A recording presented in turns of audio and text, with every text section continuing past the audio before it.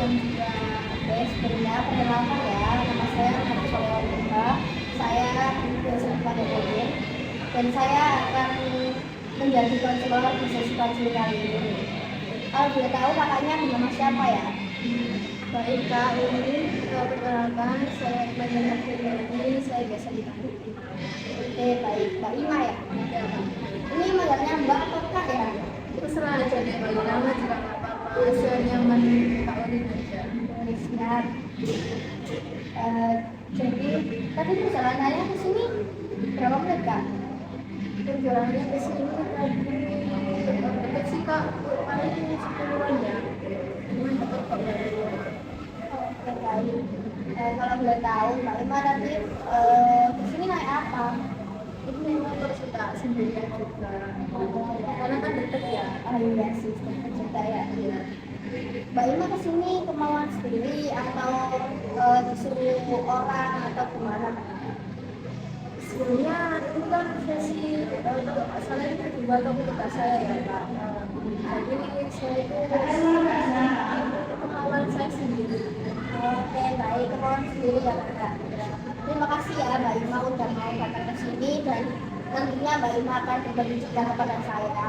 Ya, tentu sama seperti yang kemarin Mbak Ima kan nggak baru pertama ini kan konseling. Jadi kami punya akses yaitu namanya akses kerahasiaan yang dimana nanti saya akan ngetik semua masalah Mbak Ima yang Mbak Ima ceritakan. Jadi Mbak Ima nggak usah takut-takut kalau nanti akan saya ceritakan ke orang lain. Ya, Mbak Ima sudah bersedia? sedia Kak. Oke. Di sini Mbak Ima bisa bercerita dengan nyaman apapun yang Mbak Ima rasakan saat ini dan saya akan mendengarkan tanpa akan menghakimi apapun itu kita Mbak Ima. Saya ingin membantu Mbak Ima dan memahami apa yang sekarang Mbak Ima rasakan. Boleh diceritakan terlebih dahulu? Baik Kak, sebelumnya saya juga terima kasih atas ketersediaan Pak Udin memberikan juga saya pada kesehatan akhir.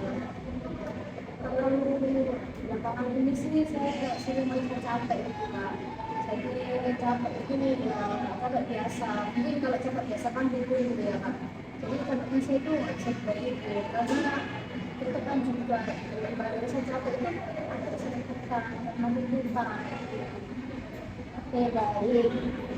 Saya bisa merasakan itu sih Kak. Kayak Mbak Ima ini bawa beban yang sangat berat. Boleh nggak ceritakan lebih dalam apa yang Mbak Ima rasakan? Oke, jadi ini tuh tentang orang tua sih Kak. Jadi saya sedikit sharing ya Kak. Jadi gimana saya di rumah itu orang tua baik. Jadi saya itu orang tua saya itu berekspektasi tinggi sama saya. Jadi saya itu selalu ya bukan dituntut sih Kak. Tapi kan emang seorang anak ya membanggakan orang tua. Nah, dan saya itu karena ini merasa kayak saya itu harus berhasil gitu. Saya itu nggak boleh mengecewakan orang tua saya. Mungkin saya kayak tertekan gitu ya Kak. Kalau dia kalau saya ajarinnya kan itu juga kan ya Kak. Orang tua saya juga sudah mengajarkan saya. Jadi saya itu takut itu orang tua saya itu mengajarkan orang tua saya. Karena kan sudah kewajiban anaknya bukan membalikkan apa. Oke, baik. Jadi selama ini Mbak Ima merasa kayak ada tuntutan yang besar gitu ya dari orang tua yang membuat Mbak Ima itu merasa tertekan.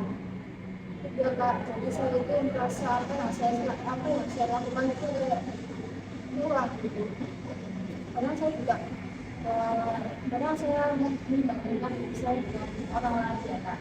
Orang lain itu bisa kayak gini, tapi kok saya tidak bisa. Jadi saya tidak merasa selalu bersyukur kalau saya itu tidak orang lain. Oke, baik. Ketika Mbak Ima merasa kurang seperti itu lagi, apa yang biasanya Mbak Ima rasakan? Saya sedih sih Kak, saya cemas akan merasa tekan. Terus saya juga merasa kayak saya itu kadang kan kuliah kan ya udah kuliah dan tes ya. sisi itu kan kesibukan saya itu ya apa mungkin fungsi kesibukan lain ya cuma koleksi doang. Oke, baik. Berarti Mbak Ima ini ngerasa kayak agak sedikit cemas gitu ya? Iya Kak. Oke. Perasaan itu pasti sangat melelahkan untuk dipendam sendiri ya Mbak. Kalau boleh tahu biasanya Mbak Ima kalau merasa seperti itu Mbak Ima ceritanya ke siapa? Saya tuh nggak pernah cerita ya Kak, jadi saya tuh sering itu pendam semua. Jadi semua orang saya gitu Kak, karena kalau orang lain tahu tuh saya kayak takut gitu kan, takut nanti malah biasa gitu itu loh lagi cari orang tua gitu nanti bukan itu saya terlalu berlebihan nanti bila saya dianggap baik, saya dialay karena itu aja jadinya gitu Kak. Tadi mungkin kali ini saya cerita gitu kan. Nanti saya juga dianggap lemah, nanti juga dianggap ya nggak apa-apa lo kan gini-gini gitu. Nanti saya tuh apa ya menghindari itu sih Kak. Nanti kalau saya dapat omongan itu nanti saya tambah down gitu. Jadi saya mungkin kecilian saya. Oke, baik. Jadi selama ini Mbak Ima belum memiliki ruang untuk menyampaikan perasaan dengan depannya Mbak Ima yang ingin banyak ya. Iya Kak. Ya pernah sih terlangsung ke teman tapi ya kayak kita biasa aja Kak dalam. Oke. Berarti Mbak Ima sekarang baru pertama kali ini bercerita ke saya ya. Oke, Mbak Ima. Sekarang saya ingin mencoba sebuah teknik. Di depan Mbak Ima nanti bakal ada kursi. Nanti saya siapkan kursinya terlebih dahulu. Di mana kursi kosong ini bisa Mbak Ima bayangkan jika itu ada orang tuanya Mbak Ima dan sedang duduk di situ. Dan Mbak Ima akan mengatakan apa yang selama ini Mbak Ima ingin sampaikan, tetapi belum pernah bisa Mbak Ima sampaikan. Gitu. Apakah Mbak Ima paham apa yang ditanyakan? Paham. Oke, baik. Saya siapkan dulu ya Mbak kursinya. Oke, jadi di sini ada kursi kosong ini. Nanti Mbak Ima bayangkan aja di sini ada orang tua Mbak Ima dan Mbak Ima mengungkapkan segala apapun yang Mbak Ima sekarang Mbak Ima selama ini pendam.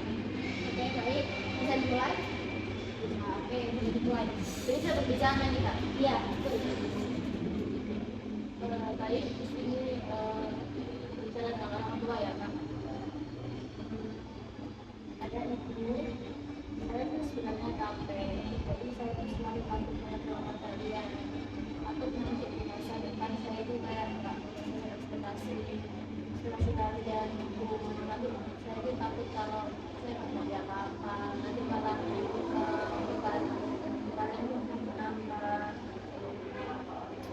Jadi saya tuh ingin dimengerti, saya ingin juga kalian tahu kalau saya tuh sebenarnya juga lelah mencapai ekspektasi dunia ini. Saya kan dulu harus apa, saya kuliah juga kan mungkin waktu kuliah kan juga nggak fleksibel, jadi saya nggak bisa nyari untuk kerja, jadi saya fokus banyak. Jadi ya mungkin sama mana salah saja sih itu yang bisa saya rasa itu yang bisa saya jangkau di masa mahasiswa ini. Itu sebenarnya bukan lelah ya, jadi saya ingin berusaha, jadi saya ingin banget dengan kalian, jadi saya ingin kalau kalian itu kelas itu sedikit mengerti usahaku gitu, nggak langsung tahu hasilnya, tapi juga menarik prosesnya mulai dari awal hingga akhir. Sudah sih. Oke, sekarang apa yang Mbak Ima rasakan setelah Mbak Ima sudah menyampaikan semua yang Mbak Ima pendam selama ini ke orang tua Mbak Ima? Saya ingin menghargai sih Kak, nggak bilang lagi atau nggak membandingkan diri saya dengan orang lain. Sekarang maksudnya Mbak Ima setelah bicara dengan orang tua bagaimana? Saya lega sih Kak, sebetulnya kan mungkin ini langkah awal ya, saya belum pernah bicara dengan orang tua sebelumnya. Jadi saya merasa saya lega, bisa bercerita meskipun ini dengan hal biasa. Oke, sekarang Mbak Ima bermain peran. Di sini Mbak Ima berperan aktif di sini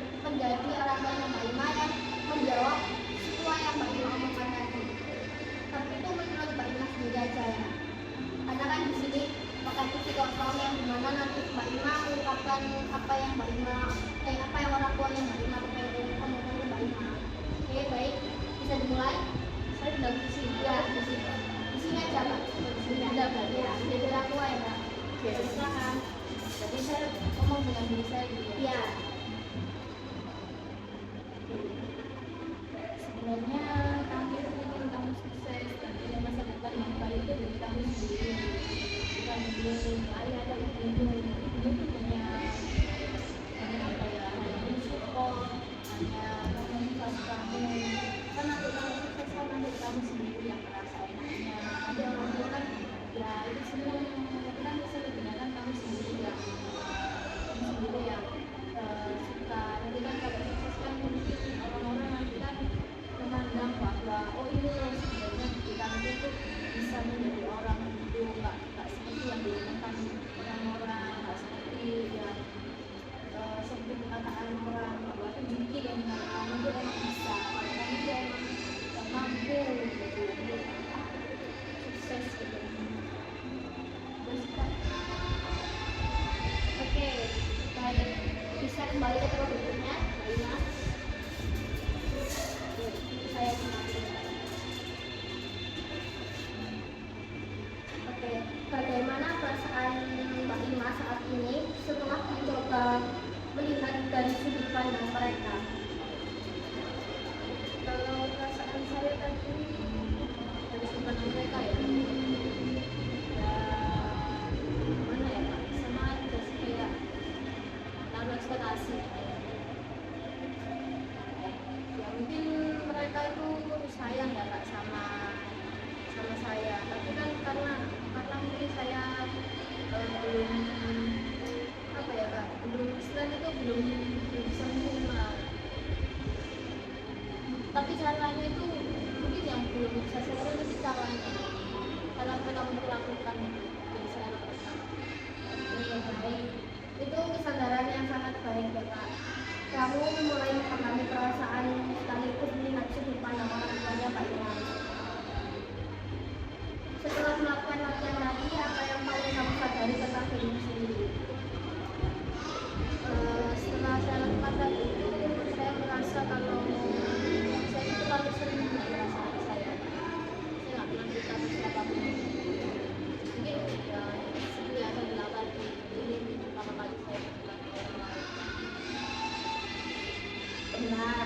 Dan perasaan itu penting untuk diakui ya, bukan disimpan, melainkan bisa diceritakan ke orang lain.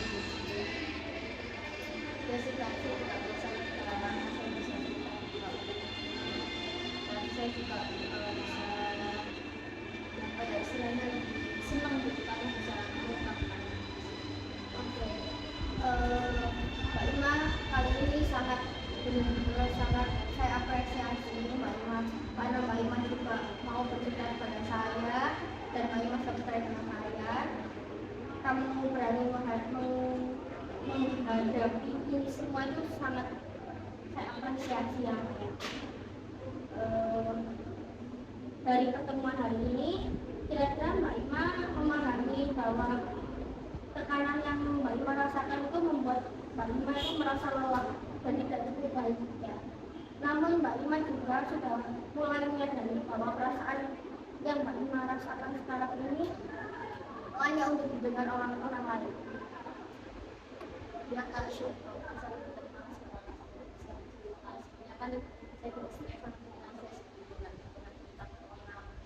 Jadi kalau saya berbicara dengan saya sendiri kayak malah tambah tidak tahu malah stres ya. Baik. Kedepannya Mbak Ima ketika mulai merasa tertekan, cobalah mencari cara yang lebih sehat untuk menyalurkan perasaan Mbak Ima, seperti mungkin bercerita kepada seseorang atau menulis atau melakukan aktivitas yang Mbak Ima suka. Kira-kira aku mau tanya aja, hobinya Mbak Ima itu apa ya? Apa hobinya? Saya hobinya banyak sih Kak, kadang suka masak, kadang juga suka olahraga sepeda, jalan. Selain itu aja sih Kak. Nah itu karena sangat baik ya. Jadi nanti bisa Mbak Ima alihkan, tidak Mbak Ima merasa berat sendiri, Mbak Ima alihkan ke hobi yang Mbak Ima suka, biar merilekskan semua pikiran yang Mbak Ima suka. silakan Bapak. Oke. Dari sesi hari ini, apakah Mbak Ima ada yang perlu ditanyakan lagi atau mungkin ada yang belum tersampaikan? Sudah sih Kak, sudah disampaikan semua, saya juga sudah bercerita sama Mbak Mari. Baik. Baik, sesi hari ini kita cukupkan. Sampai jumpa di sesi berikutnya. Semoga perasaan Mbak Ima selalu bertahap membaik ya. Sampai bertemu di rumah berikutnya. Terima kasih. Assalamualaikum warahmatullahi wabarakatuh. Terima kasih juga Mbak Mari. Assalamualaikum warahmatullahi wabarakatuh.